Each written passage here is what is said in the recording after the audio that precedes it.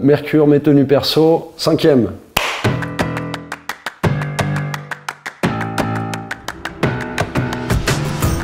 Alors je suis Aurélien Bacot, j'ai 37 ans. J'ai repris une société en co-gérance avec ma femme qui s'appelle Mes Tenues Perso. C'est une société qui a 17 ans, qui est basée à Roubaix. C'est un atelier de production et de fabrication d'objets et de textiles personnalisés.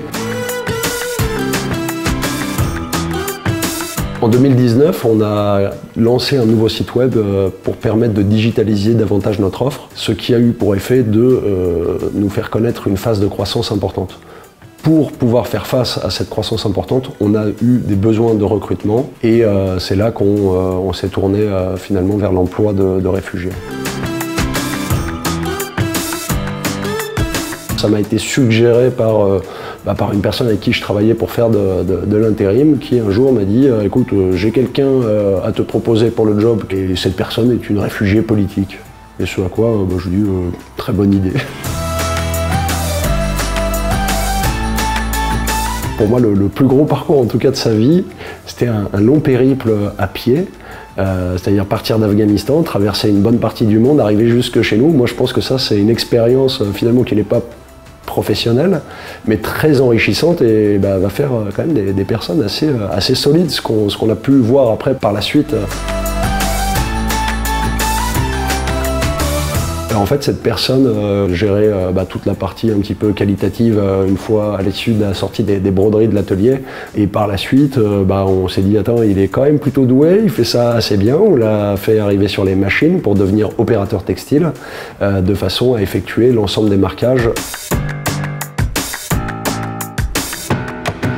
La première phase, c'était la phase de sourcing. Par la suite, cette personne a été embauchée. On a eu un suivi tout au long et même encore aujourd'hui, parce qu'en fait, ce suivi n'est pas terminé et cet accompagnement n'est pas terminé. Et il est fait par Julia qui, dès que j'ai un problème administratif, je passe un coup de fil et allez, dans les 24-48 heures, on règle même parfois des problèmes importants. La personne qu'on a accueillie, c'est Ashikula. Ça s'est fait de façon tout à fait normale, c'est-à-dire qu'on l'a accueillie comme n'importe quelle autre personne. On a dû s'adapter au début par rapport au français pour parler doucement et avec des mots pas trop compliqués parce que le français n'étant pas sa langue maternelle et une langue qu'il maîtrise seulement depuis 2 ans, c'est la seule modification qu'il y a eu et le reste, c'est normal, classique. Au début, il y avait beaucoup de réticence. Et en fait, moi, je n'avais pas forcément de réticence là-dessus, mais c'est les salariés qui me disent « Attends, c'est un réfugié politique et machin, il vient d'Afghanistan, mais c'est bizarre, on n'a jamais vu d'Afghan. » Voilà, c'était la peur de l'inconnu. Bon, ça s'est levé, je pense, allez, en 24 heures, c'était terminé. On s'est aperçu que finalement, on avait des centres d'intérêt communs, qu'on écoutait parfois même des musiques communes, qu'on avait de la culture qui convergeait. Et alors qu'en amont, on se disait vraiment, peut-être qu'on va être très très différents culturellement parlant, des choses qui ne s'est pas du tout avérées vraies. C'est une expérience qu'on vient de réitérer là récemment avec une nouvelle personne qui nous a rejoint, qui s'appelle Wahid.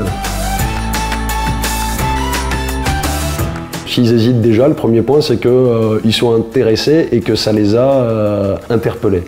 Le premier conseil, c'est de foncer, de faire un test et de voir comment ça se passe. Après, derrière, de tirer les conclusions en fonction de ça. C'est quand même un enrichissement culturel pour l'entreprise, d'avoir quelqu'un de différent, d'apporter de la mixité au sein des équipes.